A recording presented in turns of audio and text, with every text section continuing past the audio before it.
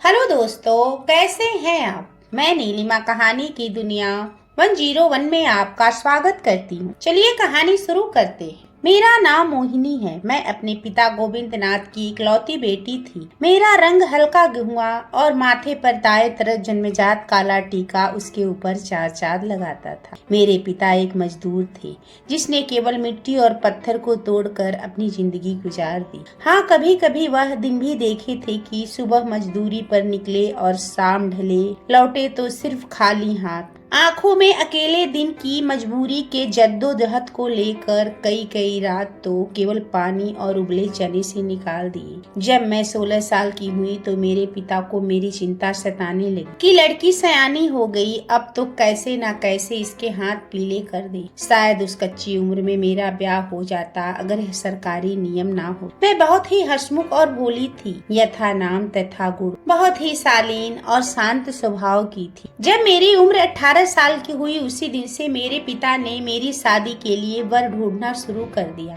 3 हफ्ते बीते और हफ्ते महीने बीतते गए पर कोई रिश्ता समझ न आया। ऐसा नहीं कि लड़की खराब थी या कोई कमी थी, पर हैसियत से ज्यादा दहेज एक गरीब जुटाए तो कैसे, क्योंकि दिन भर की मजदूरी के बाद बड़ी मुश्किल से तो 4 रोटी मिलती थी। परिवार अब दहेज का इंतजाम करे तो कैसे। सब्र का फल मीठा होता है। यूं ही बातों बातों में मेरे पिता को 4 गांव दूर का रिश्ता पता चला। बेचारा मजबूर बाप चल दिए एक और कोशिश में। लड़का किसी फैक्ट्री में मजदूर था। 5,000 मिलते थे महीने की, रहने को 2 कमरे और घर, खाने को 2 वक्त का खाना, और क्या चाहिए। जैसे तैसे बात हुई, लड़की पसंद आ गई और मैं भी रिश्ते के लिए हामी भर दी। लड़के ने भी अपने विचार रखे, कुछ नहीं चाहिए दहेज में। यह सुनकर मेरे पिताजी बहुत खुश हुए। बिना कुछ दिए लिए अच्छा रिश्ता जो मिल गया था। फिर शुभ मुहूर्त देखकर मेरी शादी कर दी गई। शादी के बाद मेरे पिताजी को काफी सुकून मिला। मैं भी बहुत खुश थी, पर मुझे क्या पता था कि चंद पलों में मेरी खुशियाँ खत्म होने वाली हैं। अपनी सुहागरात सेज पर बैठी थी, नए नए सपने सजा रही थी और सोच रही थी कि आज मैं एक लड़की से एक औरत बनने वाली हूँ और मैं अपनी नई जिंदगी की शुरुआत करूंगी अपने हमसफर के साथ। धीरे धीरे रात बढ़ने लगी और देखते ही देखते आधी रात का समय हो गया, पर आज मेरी आंखों में नींद भी नहीं आ रही। पर सोचते सोचते थकान से चूर होकर मैं भी सुहागरात के बिस्तर पर सो गई। तभी अचानक मेरे कमरे में एक आदमी आया, दूल्हे के लिबास में। मैं भी मध्यम रोशनी में उसे देखने की कोशिश करने लगी। धीरे धीरे वह आदमी मेरे पास आने लगा और फिर मेरे बिस्तर पर बैठ गया। इतने में मैं सिहर उठी। फिर जैसे ही उस आदमी ने मुझे छुआ, मेरे बदन में सिहरन दौड़ पड़ी और मैं अपने बदन पर उसके ठंडे ठंडे हाथों को महसूस करने लगी। पर मेरी खुशियों को गम में बदलते देर ना लगी, क्योंकि वह आदमी खुद को भी और मुझे भी बेलिबास करने लगा। पर क्या वह मेरा पति था? क्यों वह मुझ पर इतना हक जता रहा था? मैं भी आंखें बंद कर उसका साथ देने लगी और मैं नए नए सपनों में अपने जीवन को सजाने लगी। पर जैसे ही मैंने अपनी आंखें खोली तो देखा कि मैं अर्धनग्न थी और कोई अनजान आदमी मेरी पूरी बदन को छू रहा था। मैं यह देखकर बहुत डर गई और मैंने बड़ी तेजी से उस मर्द को अपने से दूर किया और पास पड़ी चादर से अपने जिस्म को छुपा लिया। फिर मैंने उससे पूछा, कौन हो तुम? यहाँ क्यों आए हो? उसने जवाब दिया, मैं तुम्हारे साथ रात बिताने आया हूँ और तुम्हारे पति ने मुझसे सौदा किया है एक रात बिताने का। उसे कीमत दी है मैंने तुम्हारे साथ सुहाग रात बिताने की। मैंने कहा, झूठ बोल रहे हो, तुम यहाँ से चले जाओ, नहीं मैं शोर मचाने लगूंगी। मेरी आवाज सुनकर मेरा पति अंदर आया और कहता है, क्या हुआ, क्यों शोर मचा रही हो? मैंने कहा, यह आदमी कौन है और यह बोल रहा है कि तुमने मेरा सौदा किया है? उसने कहा, हाँ यह सच बोल रहा है, मेरी जगह तुम्हारे साथ यही सुहाग रात मनाएगा। यह सुनकर मैं अंदर तक हिल गई और न चाहती हुए भी मेरी आंखों से आंसू गिरने लगे। मैंने कहा, तुमने यह क्या सोचकर मेरा सौदा किया? मेरे पति ने कहा, देखो तुम सच सुनकर रह नहीं पाओगी, क्योंकि मैं तुम्हारे साथ सुहाग रात नहीं मना सकता और न ही तुम्हें तन मन का सुख दे सकता हूँ। यह सुनकर मैं और ज्यादा टूट गई। न चाहते हुए भी मैं खुद को उस आदमी को सौंप दिया और वह रात भर मेरे जिस्म का बलात्कार करता रहा और मैं देखती रही। आज मैं एक कुंवारी लड़की से औरत जो बन गई थी, पर अपने जिस्म से आज मुझे न जाने कैसी घृणा हो रही थी। सुबह होते ही वह आदमी तो चला गया, पर मेरे मन में पिछले रात की सिर्फ धुंधली तस्वीरें ही चलती रही और मैं खुद के खुले बदन को चोटिल देखकर रोती रही और खुद से प्रश्न करती रही कि क्या एक लड़की होने की यह सजा थी या एक गरीब की बेटी होने का कसूर। मैं इसी उधेड़-बुन में लगी थी, तभी मेरे कानों में मेरे पति की आवाज पड़ी। मेरे पति ने कहा, अब चलो उठ भी जाओ और तैयार हो जाओ क्योंकि आज हम दोनों यह शहर घूमने चलते हैं। मैंने कहा, अब बचा ही क्या है मुझे जो तुम इतनी हक से बात कर रहे हो, और क्यों जाऊं मैं तुम्हारे साथ? क्या रिश्ता है अब हमारा तुम्हारा? क्यों मैं निभाऊं घुटन भरा रिश्ता? इसीलिए तुमने मेरी मांग भरी थी क्या, सिर्फ किसी और मर्द के लिए? मैं सवाल पूछती रही पर मेरे किसी सवाल का जवाब नहीं था उसके पास। बस सर झुकाए खड़ा रहा मेरे सामने। बहुत हिम्मत जुटाने के बाद उसने कहा, देखो मुझे माफ कर दो, मैंने जो भी किया वह गलत था, पर सच तो यह है कि मैं तुम्हारे कभी तन की प्यास नहीं बुझा सकता, पर कभी तुम्हारे दामन में दाग नहीं लगने दूंगा। तुम चाहो तो मुझे माफ ना करो, पर मैं तुमसे कुछ नहीं छुपा सकता।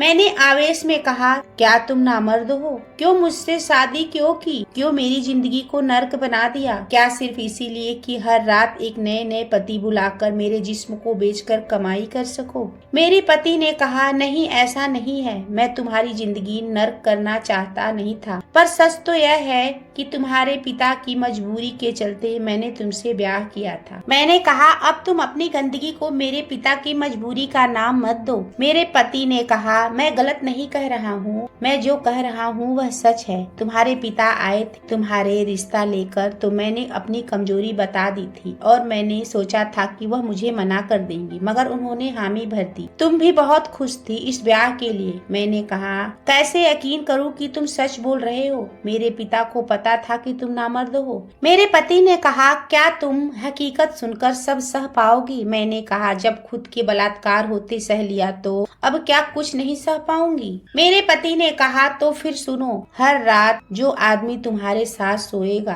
कोई कीमत देगा जिसका आधा हिस्सा मुझे तुम्हारे पिता को देना होगा और आधा हिस्सा हमारा होगा। यही हम दोनों के बीच तय हुआ था। अगर तुम्हें अभी भी यकीन ना हो तो खुद अपने पिता से पूछ सकती हो। उसकी बात सुनकर मेरे पैरों तले जमीन निकल गई, मगर फिर भी मैं उस पर विश्वास नहीं कर पा रही थी। पर मेरी मजबूरी ऐसी थी कि न चाहते हुए भी मुझे विश्वास करना पड़ा। मैं अपनी जिंदगी की नई शुरुआत का अंत होते देखकर उस दिन बहुत रोई, पर मैं करूँ भी तो क्या, जब अपना पिता और अपने पति दोनों ने ही मेरा सौदा कर दिया। मैंने इस बात को स्वीकार कर लिया और खुद को संभाला और पूरे दिन खुद की बदकिस्मती को कोसती रही।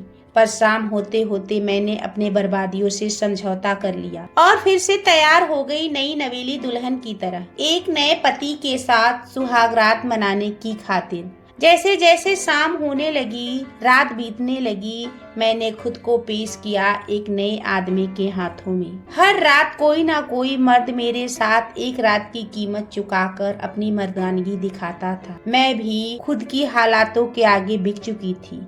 करती भी तो क्या, हर रात एक बंद कमरे में किसी गैर मर्द के साथ रहती और हर सुबह अपनी जिस्म पर बने नाखूनों के निशान को, कहीं दांत से कटे गए निशान को देखकर सुबह उठ। हर रोज होने वाले बलात्कार की इकलौती गवाह थी मैं। कहने को तो मेरे मांग में मेरे पति के नाम का सिंदूर और गले में मंगलसूत्र है, पर हर नई शाम को मेरे कितने ही पति मेरे साथ सुहागरात मनाने को तैयार बैठे रहते। अब तो मैं अपनी आत्मा की पुकार को भी सुनना बंद कर दिया था, क्योंकि इतना सब कुछ होने पर जिस्म तो जिंदा था पर उसके अंदर की औरत मर चुकी थी। एक दिन मेरी मायके से खबर आई कि मेरे पिताजी इस दुनिया को छोड़कर चले गए। अब मैं दुनिया में अकेली थी। हाँ, कहने को तो पति जिंदा था, पर आज मैंने उस मर चुके पति पत्नी के रिश्ते को भी तिलांजलि दे दी और मेरी एक अलग पहचान हो गई। पहले तो मैं रात के अंधेरे में नोची जाती थी, पर पिता के देहांत के बाद मैंने एक कोठे का रुख कर लिया और अपनी खुशी से पहली बार किसी और मर्द के बिस्तर पर थी। मुझे अपने ऊपर ना शर्म थी और ना ही पछतावा। उस कोठे पर मैंने अपने हुस्न का ऐसा जलवा चलाना शुरू किया कि जिस कमरे में मैं रहती थी उस कमरे को सुहागरात की सेज की तरह सजाया जाने लगा। मुझे रात भर के लिए नहीं, कुछ वक्त के लिए भी मुंह मांगी कीमत मिलने लगी। कहते हैं ना, वक्त रुकता नहीं, चलता रहता है। कुछ ऐसा ही हुआ मेरे साथ। कुछ समय बाद मैं किसी के बीज से अपना गर्भ धारण कर लिया और एक निश्चित समय के बाद मैंने एक नन्ही सी जान को जन्म दिया। दूध सी सफेद वह नन्ही सी गुड़िया किसी खिलौने से कम नहीं थी। मैंने बड़े प्यार से उसको नाम दिया रश्मि। मैंने यह सोच रखा था कि मैं अपनी बेटी को इस कोठे की दीवारी से बाहर रखूंगी। समय अपनी गति से चलता रहा। जब रश्मि समझदार हो गई तो उसे खुद से दूर एक बोर्डिंग स्कूल में उसका दाखिला करवा दिया और उसके आने वाले भविष्य के सपने देखने लगी। वक्त को बीतने में वक्त नहीं लगता। देखते ही देखते वह 14-15 साल निकल गए और रश्मि बोर्डिंग स्कूल से निकलकर अब कॉलेज जाने लगी। रश्मि अब 21 से 22 साल की हो चुकी थी और उसे समझ आने लगा था कि कोठे पे रात बिताने का क्या मतलब होता है। मैंने अपनी बेटी को इसलिए दूर रखा था जो मैंने सहा उसे सहना ना पड़े, पर कब तक मैं उससे दूर रहती। इस बार जब रश्मि कॉलेज की छुट्टी पड़ी तो मैं रश्मि को अपने पास बुला लिया। रश्मि बहुत खुश थी। इतने सालों के बाद मैंने उसे अपने पास बुलाया था। रश्मि ट्रेन से निकलकर मेरे पास आने के लिए निकल गई। ट्रेन रश्मि के गंतव्य स्टेशन पर आकर खड़ी हो गई। वह स्टेशन से बाहर निकलकर ऑटो स्टैंड के पास पहुंची और उसने एक ऑटो वाले से मोल भाव किया। पर जब रश्मि ने ऑटो वाले को घर का पता बताया तो ऑटो वाले ने रश्मि को बेहद ही तिरछी निगाहों से देखा और एक हल्की सी मुस्कान दी। शायद ऑटो वाले ने समझा कि जिस पते पर यह जाना चाहती है शायद यह भी जिस्म का सौदा करने वालों में से एक है। पर उस ऑटो वाले की गलतफहमी रश्मि की जिंदगी के एक नए सफर की शुरुआत करने वाली थी। ऑटो वाले ने ऑटो स्टार्ट कर रश्मि को बैठा लिया और ऑटो चला दिया। ऑटो वाला साइड मिरर से बार बार रश्मि की ओर देख रहा था। शायद अब ऑटो वाले के अरमान हिलोरे मारने लगी थी। अचानक से ऑटो वाले ने सड़क के किनारे ऑटो को रोक दिया और रश्मि से कहा, ऑटो में कुछ दिक्कत आ गई है। रश्मि ने भी उस ऑटो वाले की बातों पर विश्वास किया और बेफिक्र होकर ऑटो में बैठी रही। कुछ देर बाद रश्मि को भी लगने लगा कि जरूर दाल में कुछ काला है, क्योंकि ऑटो रिक्शा के रुके 1 घंटे हो गए थे। अचानक से रश्मि को ऐसा लगा कि किसी ने उसके हाथ को पकड़कर ऑटो से बाहर खींचने लगा। वह अपने बचाव में उसका विरोध कर रही थी। तभी उसने देखा कि सड़क पर एक नौजवान लड़का मॉर्निंग वॉक करते हुए उसकी तरफ आ रहा था। उसने पूरी ताकत से आवाज लगाई, बचाओ बचाओ। रश्मि की आवाज सुनकर उस नौजवान ने पूरी ताकत लगाकर रश्मि को बचाया और ऑटो वाले को अच्छा सबक सिखाया। फिर उस लड़के ने रश्मि से पूछा, आपको कहाँ जाना है? रश्मि ने उसको अपना पता बताया और उसकी बाहों में लिपटकर रोने लगी। उस लड़के ने रश्मि को सहारा दिया और उसके बताए हुए पते पर सुरक्षित छोड़ दिया। पर उस लड़के ने हिचकिचाते हुए वहां से रवानगी ले ली, पर रश्मि से वादा किया कि एक न एक दिन वह रश्मि से जरूर मिलने आएगा। उस लड़के का नाम राजेश था। वह छोड़कर अपने घर चला गया, परंतु उस रात उसको नींद नहीं आई। जब अपनी आंखें बंद करता तो उसे रश्मि दिखाई देती। इधर रश्मि भी कुछ बेचैन सी थी, शायद बहुत दिनों के बाद हॉस्टल छोड़ने की बेचैनी या उस राजेश से मिलने की बेचैनी। पर रश्मि का दिल यह मानने को तैयार न था कि रश्मि को किसी अनजान लड़की की तरफ आकर्षण हो रहा है। राजेश की वह रात तो कट गई। वह सुबह 6 बजे उठकर मॉर्निंग वॉक के लिए निकला, पर आज वह उस बदनाम गलियों की तरफ चल दिया। कोठे के सामने ठहर सा गया जहां उसने पिछले दिन रश्मि को छोड़ा था और रश्मि भी न जाने क्या सोचते हुए अपने कमरे की खिड़की में आ गई और अपने कोठे के आसपास के नजारों को देखने लगी और उसकी नजर राजेश पर पड़ी। राजेश को देखकर पहले तो रश्मि शर्मा गई, पर फिर उसने राजेश को देखकर अपना हाथ हिलाया जैसे वह राजेश का इंतजार कर रही थी। राजेश ने भी जवाब में हाथ हिलाया। राजेश रश्मि को देखकर मुस्कुरा उठा, फिर अपनी वॉक के लिए चला गया। पर उसकी गर्दन बार बार रश्मि के घर की तरफ जा उठती। शायद दोनों तरफ ही मोहब्बत थी। रश्मि अभी तक मेरे इतिहास से अनजान थी, पर उसे पता था कि कोठा क्या होता है। मेरी भी अभी उम्र कुछ ज्यादा नहीं हुई थी, अभी कुछ 38-40 साल की स्त्री बन जी रही थी, पर मुझे देखकर आज भी युवा से लेकर 65 वर्ष की वृद्ध के जिस्म में भी करंट दौड़ उठता था। मैं आज भी अपने जिस्म को बेचती थी, पर रश्मि के आने के बाद मैं अपने ग्राहकों की संख्या बहुत कम कर दी थी, क्योंकि मैं चाहती थी कि रश्मि इस गंदे दलदल में ना जाए, क्योंकि मेरी नजरों में रश्मि आज भी बच्ची ही थी। मेरी बेटी रश्मि भी इस बात से अनजान थी कि उसकी माँ को पेट पालने के लिए अपनी जिस्म की नुमाइश करनी पड़ती है। पर जंगल की आग और बदनाम गलियों के चर्चे उड़ते उड़ते रश्मि के कान पर भी पड़े, पर रश्मि ने इन ओर ध्यान नहीं दिया। पर जब उसने सुना कि इस बदनाम गलियों में लोग सिर्फ उसकी माँ के लिए आते हैं, तो उसे इस बात पर यकीन ना हुआ। राजेश भी आजकल अपना रास्ता बदल बदल कर किसी न किसी बहाने से रश्मि को देखना, उस बदनाम मोहल्ले में चक्कर लगा लेता था। पर कई बार राजेश को रश्मि नहीं दिखती। रश्मि और राजेश जब एक दूसरे को देखते थे तो दोनों एक दूसरे की निगाहों में गुम हो जाते। राजेश और रश्मि के मोहब्बत के चर्चे भी अब शहर भर में आम हो रहे थे, पर लोगों की जुबान पर एक बात हमेशा रही थी कि रश्मि भी उस बदनाम गली की एक तबायब है। रश्मि जो इन बातों से अनजान थी, एक बार उसने देखा कि एक आदमी जो लगभग उसकी माँ के उम्र का था, कुछ गुपचुप बातें की और इशारे ही इशारे में उनकी बातें खत्म हो गई। उनकी बातें समझ ना पाई।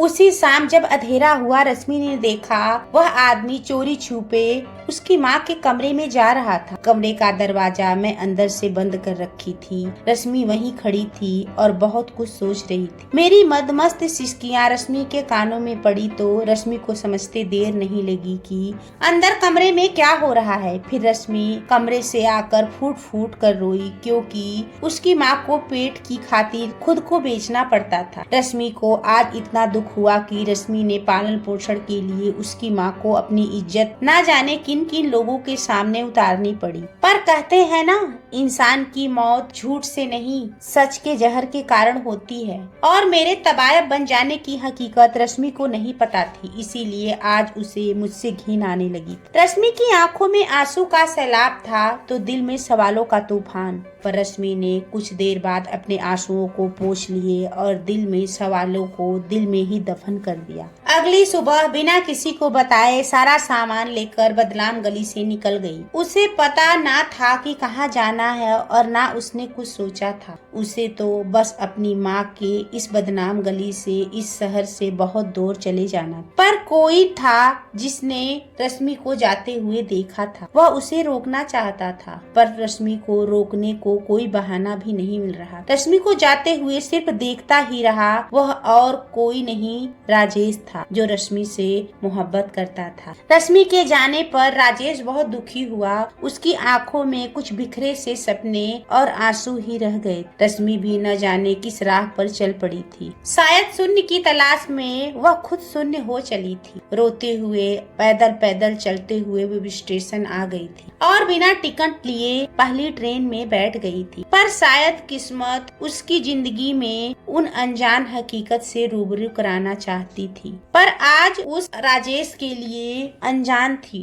ट्रेन में बैठे हुए बहुत देर हो गई थी, पर ट्रेन चलने का नाम ही नहीं ले रही थी। तभी रश्मि ने देखा कि राजेश ढूंढते ढूंढते उस स्टेशन पर आ गया है। शायद रश्मि को यकीन था कि उसकी मोहब्बत यूं ही बेकार नहीं होगी, और हुआ भी यही। राजेश रश्मि को लेने आया था। रश्मि ट्रेन से उतरकर राजेश के गले लग गई और वह राजेश से लिपट कर रोती रही, अपने दर्द को हल्का करती रही। राजेश भी उसे सहारा दे रहा था, क्योंकि राजेश को भी जीने की एक वजह मिल गई थी। वह शायद रश्मि की वजह से थी। राजेश रश्मि को समझा बुझाकर अपने साथ ले आया। रश्मि का मन नहीं था कि वह वापस कोठे में जाए, इसीलिए वह राजेश के घर गेस्ट की तरह रहने लगी। राजेश के यहाँ रहते हुए रश्मि को लगभग 4 महीने हो गए। इस दौरान रश्मि एक नौकरी ढूंढ ली थी और जिंदगी का एक मकसद भी ढूंढ लिया था। रश्मि ने 4 महीने में राजेश को अच्छी तरह से समझ लिया था। रश्मि और राजेश दोनों एक दूसरे से प्यार करते थे तो जल्द से जल्द दोनों ने शादी के बंधन में बंधने का निर्णय ले लिया।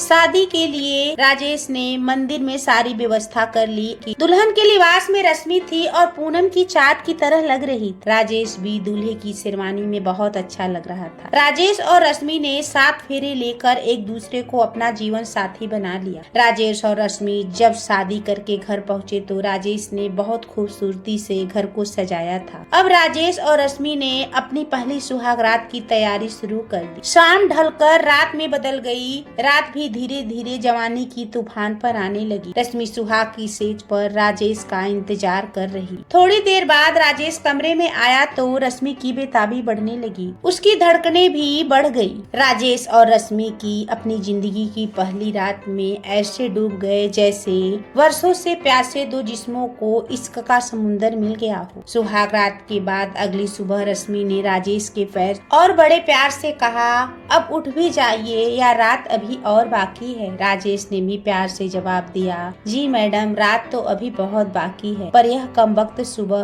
बड़ी जल्दी हो गई। रश्मि ने राजेश की बातों को समझ लिया। फिर वह चादर उठाते हुए बोली, अरे अब उठ जाइए और फिर कहीं चलते हैं घूमने, क्योंकि रात में फिर थक कर सोना भी है। कल तो रात भर आपने सोने ही नहीं दिया। फिर राजेश उठकर बाथरूम में नहा कर तैयार हो जाता है। फिर दोनों घूमने चले जाते हैं। शाम को घूमकर घर आते हैं तो रश्मि कहती है, तुम जानते हो ना कि उस बदनाम गली में मेरी माँ की पूरी जिंदगी गुजर गई और उन्होंने मेरी परवरिश के लिए कितना कुछ किया। क्या हम भी उस बदनाम गलियों की औरतों की भलाई के लिए कुछ कर सकते हैं? यह सुनकर राजेश ने कहा, रश्मि, जानता हूँ कि तुम्हारी माँ ने कितना कुछ सहा है और कितना दर्द मिला है उन्हें जिंदगी से, और हम दोनों भी अब उन औरतों के अच्छे जीवन यापन के लिए कुछ न कुछ जरूर करेंगे। यह सुनकर रश्मि बहुत खुश हुई और राजेश को गले लगा लिया। फिर राजेश ने भी रश्मि के माथे को प्यार से किस किया और अपनी स्वीकृति दे दी। राजेश के इस प्यार को देखकर रश्मि बहुत खुश हुई और अपनी किस्मत पर सराहने लगी। और कहते हैं ना,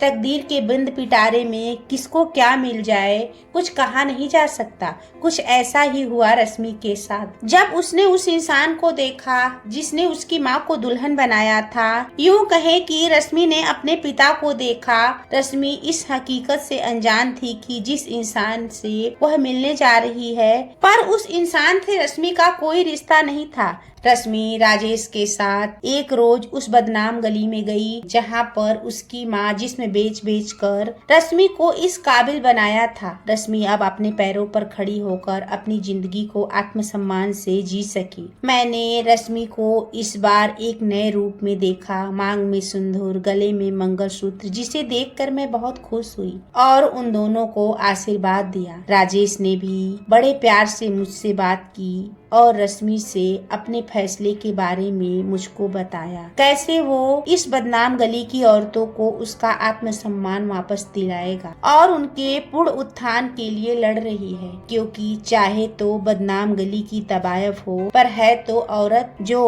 अपनी जिस्म पर न जाने कितने भव सागर इस मासूम बच्चियों की जिंदगी इंसान के रूप में छिपे शैतानों से बचाती है। यह सारी बातें सुनकर मैंने सिर्फ इतना ही कहा कि जा बेटी, तुझे भगवान हर खुशी दे और तेरा सुहाग सदा सलामत रहे। हम लोग तो बिना पति के ही हर रात सुहागन होते हैं, पर तू अपनी सुहाग को अपना प्यार दे। यह आशीर्वाद लेकर रश्मि और राजेश इस बदनाम गली से निकल गए। जैसे ही रोड पे आए, अचानक से ही उनकी कार के सामने एक फटे हाल भिखारी आ गया, जिसे राजेश ने बचा तो लिया, परंतु हल्की सी टक्कर लगने के कारण वह भिखारी बेहोश हो गया। उसे लेकर रश्मि और राजेश जल्द अस्पताल गए, जहां डॉक्टर ने उस भिखारी का उपचार किया। डॉक्टर ने बताया कि यह बिल्कुल सही है, पर कुछ भी ना खाने के कारण बहुत ज्यादा कमजोरी आ गई है और अभी बेहोश होने के कारण कम से कम आज रात भर इन्हें ऑब्जर्वेशन के लिए अस्पताल में ही रहना होगा। जिस पर रश्मि और राजेश दोनों तैयार हो गए।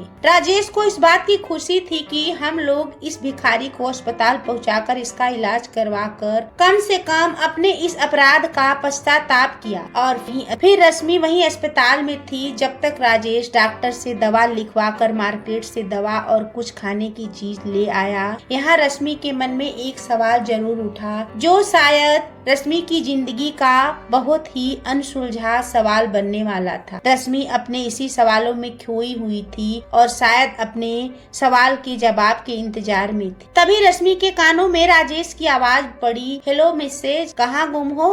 रश्मि ने कहा, कहीं नहीं, बस कुछ सोच रही थी। इतना कहकर वह रश्मि धीरे से मुस्कुरा दी। रश्मि को मुस्कुराता देख राजेश भी मुस्कुरा दिया और दोनों हॉस्पिटल से निकलकर अपने घर की तरफ चल दिए। थोड़ी देर बाद रश्मि और राजेश अपने घर के सामने थे। फिर राजेश घर के अंदर चला गया और रश्मि वहीं घर के सामने बैठकर उस भिखारी के बारे में सोचने लगी। न जाने क्यों रश्मि न चाहते हुए भी बार बार सिर्फ उस भिखारी के बारे में सोच रही थी और यह परेशानी रश्मि के चेहरे पर साफ दिखने लगी थी, जिसे अब राजेश ने पढ़ लिया था। रात में राजेश और रश्मि ने बाहर होटल में डिनर किया। फिर रश्मि के कहने पर दोनों हॉस्पिटल गए। उस भिखारी का हाल चाल लिया। डॉक्टर ने बताया कि उसको होश तो आया है पर अभी भी सो रहे हैं, जिस कारण से आप उनसे सुबह मिल लेना। इतना सुनकर रश्मि ने राहत की सांस ली और दोनों घर आ गए। अगली सुबह रश्मि और राजेश फिर से उस बदनाम गली में गए और आज रश्मि अपनी माँ को लेकर उस बंद कमरे से निकलकर अपने साथ घुमाने के लिए ले आई। फिर हम तीनों ने साथ में अच्छा समय बिताया। यूँ कहें कि आज पहली बार मैंने इतनी हसीन दुनिया को अपनी आंखों से देखा था, जहाँ हरे भरे पेड़ पौधे, समतल मैदानी क्षेत्र, कुछ नई नई सी दुनिया देखी। रश्मि और राजेश के साथ आज पहली बार मैंने अपनी जिंदगी को खुलकर जिया था। नहीं तो आज तक मैं केवल रौदी गई थी, मसली गई थी। आज पहली बार मैंने मेरी आंखों से खुद को वह नजारे दिखाए थे जो कभी भी उस बंद कमरे में नहीं देख सकी। शाम को लौटते वक्त तीनों ने बाहर ही खाना खाया और थोड़ा खाना राजेश ने पैक करवा दिया। फिर थोड़ी देर बाद वह तीनों हॉस्पिटल गए, जहां पर पिछले दिन उस भिखारी का एक्सीडेंट किया था। पर रात की वजह से सिर्फ एक ही व्यक्ति को एक बार में मिलने की इजाजत, इसीलिए रश्मि उस पैकिंग खाने को लेकर अंदर गई। रश्मि को देखकर उस भिखारी की आंखों में आंसू आ गए और उसने बड़े प्यार से रश्मि के सर हाथ फेरा और फिर उसके बाद रश्मि वार्ड से बाहर आ गई। जब राजेश वार्ड में गया, उस भिखारी ने राजेश को भी आशीर्वाद दिया और धन्यवाद, क्योंकि राजेश और रश्मि ने ही उसे बचाया था। राजेश ने वार्ड से निकलते वक्त भिखारी से कहा, बाबा आज मेरी माँ को भी आशीर्वाद दे दो। फिर राजेश भी बाहर आ गया। फिर रश्मि मुझे लेकर वार्ड में गई, क्योंकि मैं नहीं जानती थी कि उस वार्ड में भर्ती वह भिखारी ही मेरा पति है। जब मैं अपने पति को और उसने मुझे देखा तो हम दोनों एक दूसरे को देखकर हैरान रह गए। जिंदगी के ढलते हुए मोड़ पर मिले तो भी इस जगह और इस हाल में कि ना तो एक दूसरे से कुछ पूछ सकते थे और ना ही एक दूसरे को कुछ बता सकते थे। पर हाँ, दोनों की आंखों से बहते हुए आंसू ने शायद बिना कुछ कहे ही सब कुछ कह दिया हो और दोनों सिर्फ एक दूसरे को देखते ही रह गए। तभी वहाँ ऑन ड्यूटी स्टाफ नर्स ने आकर आदेश दिया कि मरीज से मिलने का वक्त खत्म हो गया है। पर शायद मेरे लिए उस एक मुलाकात ने उन पुराने जख्मों को हरा कर दिया था और फिर मैंने अपने दिल के जख्मों को छुपाना ही बेहतर समझा और दिल ही दिल में सिसकती कार में आकर बैठ गई। फिर राजेश ने मुझे इस बदनाम गली के कोठे पर लाकर छोड़ दिया, जो अब मेरा घर कहलाता था। और फिर रश्मि और राजेश अपने घर को लौट गए। पर रश्मि के मन में अब नए सवालों ने जन्म ले लिया। आखिर उस भिखारी और मेरी माँ का क्या रिश्ता था, जो दोनों की आंखों में आंसू थे। दोनों एक दूसरे को पहले से जानते हैं।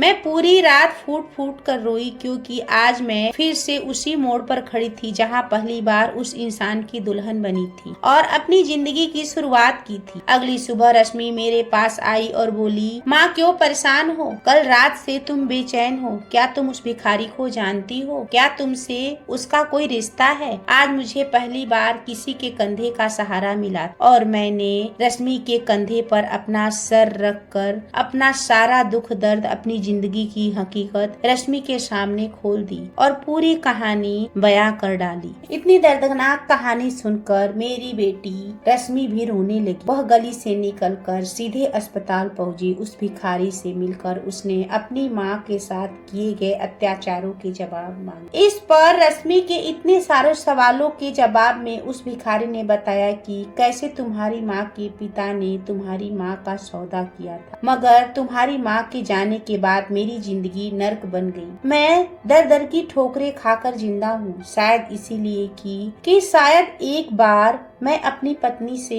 माफी मांग सकूं और मेरी पत्नी मुझे माफ कर सके। यह सुनकर रश्मि ने राजेश को फोन किया और बताया कि माँ को लेकर मंदिर आ जाओ। फिर रश्मि ने भिखारी को अस्पताल से डिस्चार्ज कराया और मार्केट से नए कपड़े दिलाए, उसे अपने घर लाकर नहलाकर तैयार किया। फिर दोनों बैठकर मंदिर के लिए निकल गए। राजेश और रश्मि ने उस भिखारी और माँ से मिलवाकर उनके गिले शिकवे दूर किए और मंदिर में ही उन दोनों को एक दूसरे का हमसफर बनाया, जिसकी गवाह में वह खुद और उसके पति दोनों। फिर हम दोनों ने एक साथ फेरे लेकर जीने मरने की कस्में खाई और एक बार हम चारों अपने घर की ओर चल पड़े, जहाँ चारों हंसी खुशी रहने के सपने सजाने लगे। दोस्तों, कहानी कैसी लगी?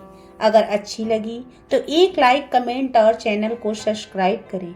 आपका एक लाइक सब्सक्राइब मुझे आगे बढ़ने का प्रोत्साहन देता है, इसीलिए प्लीज लाइक सब्सक्राइब करना ना भूलें। और हाँ, बेल आइकन को दबा दें, जिससे सारी कहानियाँ आप तक पहुँचती रहें। धन्यवाद।